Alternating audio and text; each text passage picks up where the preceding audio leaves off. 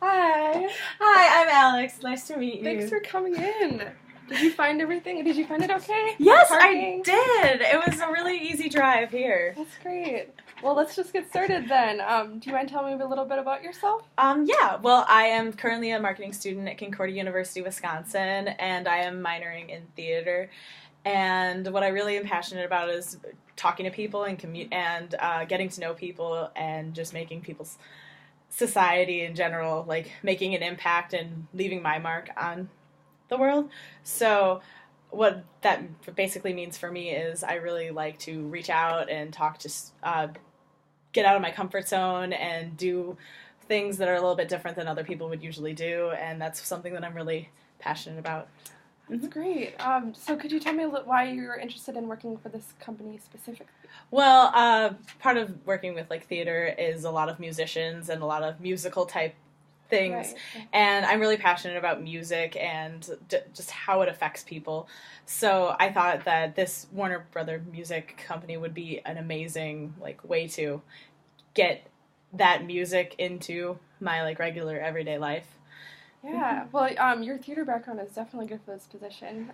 So why should we hire you specifically over other candidates? Well, I think part of it, being theater and marketing is I'm used to being in front of people. I'm used to talking to people and getting out of my comfort zone and just being emotionally available to everyone and just getting to know them and connecting with people is one of my really like strong suits, which is one reason that I feel like it makes me stand out above anyone else is because I'm used to that. I live in an environment where I connect to people on a daily basis. I do it for like what I love for a hobby, and I also do it for like what I want to do with my life.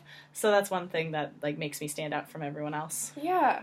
So you definitely have a strong music and theater background. Could you tell me a little bit about your long-term goals? My long-term goals, because I know this isn't like a full job position and it doesn't lead into that, but I would like to work for a company that has a lot of strong ties to the community where I would be going out and talking to people and like getting real information from real people like firsthand, and then leading more into like more sort of like community research and marketing and seeing what people want to see and what people want to hear and doing stuff like that. So that's Yeah, no, that's really great. It sounds like you have great people skills. So could you tell me a little bit about your greatest strength and your greatest weakness? Well, I think one of my greatest strengths is obviously connecting to people and talking. And while I feel very confident and strong with that, I love being outside of my comfort zone and pushing those boundaries and just getting to know people. One of my weaknesses is sometimes listening, because I get so excited about talking and telling things about like what I'm passionate about, and then people try to say things and I'm just like, oh yeah, well this is how it like reflects back on what I'm talking about, which as time goes on I've had and going through school has taught me that I need to stay quiet a lot more, and if I really want to get to know someone, I have to give them a chance to talk. So I've really been working on that and been like, okay, I'm done. Like, get everything out at first and then be like, okay, just absorb the information then. So that's been really an interesting challenge, but I have been enjoying it and I've gotten a lot out of trying those practices. Yeah, no, that's really good. And I'm really glad that, I'm sure like your theater experience has also helped with that too, with meeting with different personalities as well. Yeah. So I'm just gonna put a situation for you. Hopefully you can tell me how you'd respond to it. So let's just say that you have a coworker in this position, and they filed a complaint against you, and I bring you to my office. How would you handle that situation? Well, first I would like to reflect on what happened in the situation, and I definitely don't want to mention anything that like I might have thought that the other person did wrong, because everyone has their opinion, and it's generally you don't get to choose whether or not you offend someone. Like they're offended either way. So you just have to take a step back and look at what you did and just apologize for the fact that you probably were in the wrong. So I would apologize for the situation and whatever their opinion or what happened was, and I would just ask them how I could do better in the future with what they feel would be necessary, and hopefully they take that as like a genuine thing where I would want to do better in that situation, because no one wants to work with anyone that they don't get along with.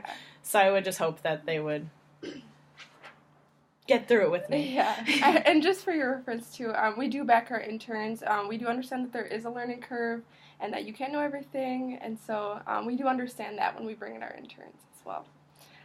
So I just have another question for you. Would you be able to talk about a time that you worked with different personalities and how you handled someone who's very different from yourself? Just because this is a very teamwork aspect to this position, so you'll definitely have to work with a lot of different personalities. Well, what comes to mind is I was working with a group in my freshman year of high school. It was a psychology class, and we had to figure out a psychology breakout thing that would break the norm of what people usually do. So you have to do something to make people uncomfortable, which is a very difficult thing for people that are like, well, I'm not a psych major, I don't want to do this. But it was really difficult because a lot of people in my group were very uncomfortable with it and didn't want to do it. So we had to take a step back and look at everyone's strengths, and to make sure that, like, you don't want to push people so far that they end up not doing their best or just putting them in a horrible situation and then they never come back to class.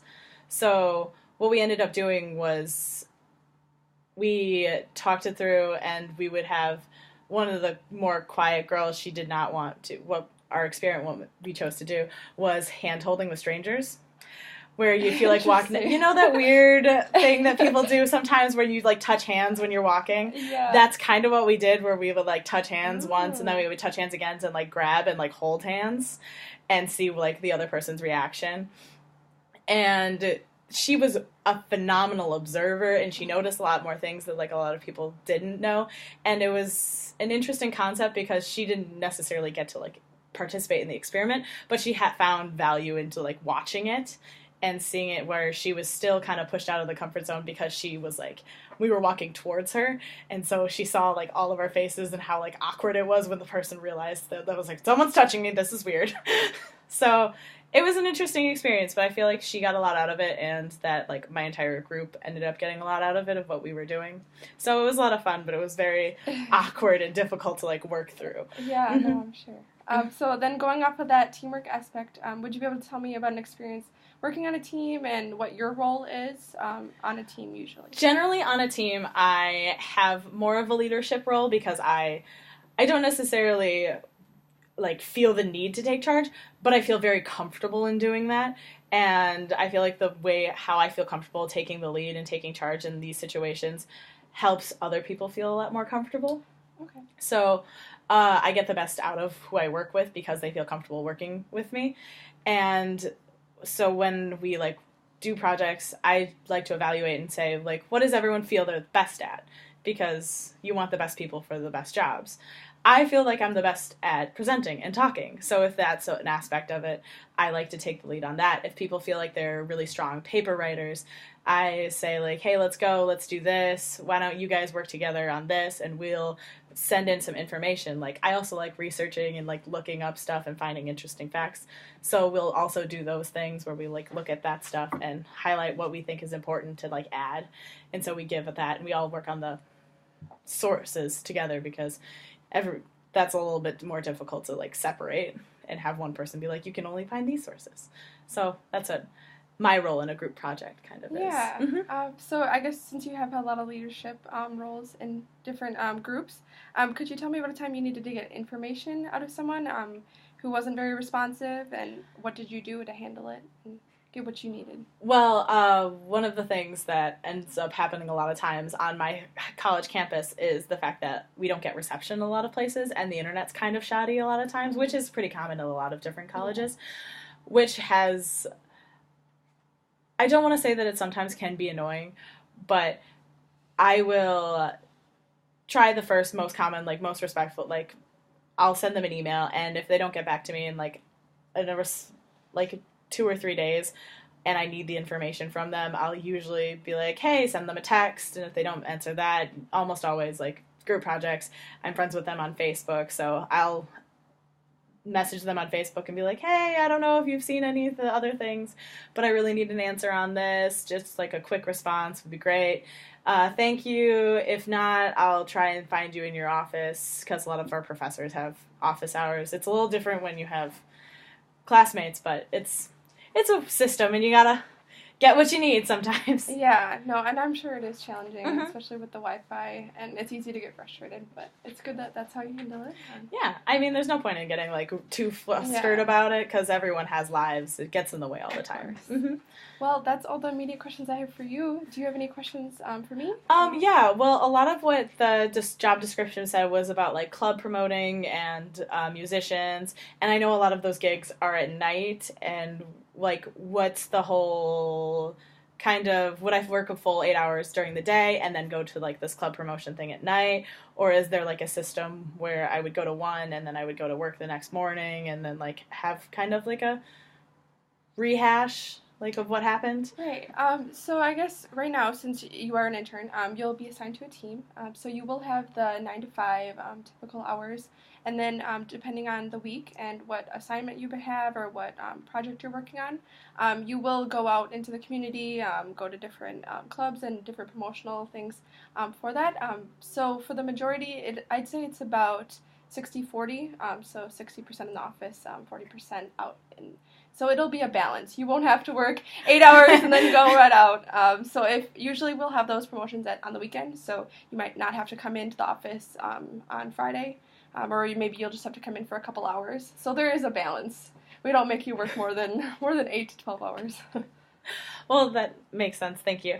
And I just wanted to know about, like, kind of what you'd be expecting from that kind of club promotion, because I know they have the, like, going out and communicating with people and talking, and, like, what would I be, like, trying to recruit people to, like, start a band or, like, reach out to us and see, like, the talent aspect, or would I be more, like, trying to get people to attend events kind of thing?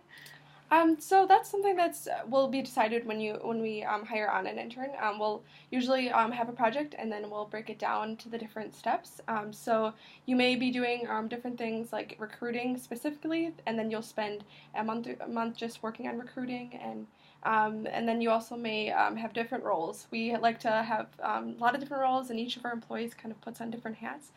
So you're kind of going to be thrown into different things, and definitely work with different people, and yeah. Well, thank you. That was my last question for today. I'll call if I have any more. All right. Thank you for coming in. Thank you. I can't wait to hear back from you. Have a great day, Stephanie.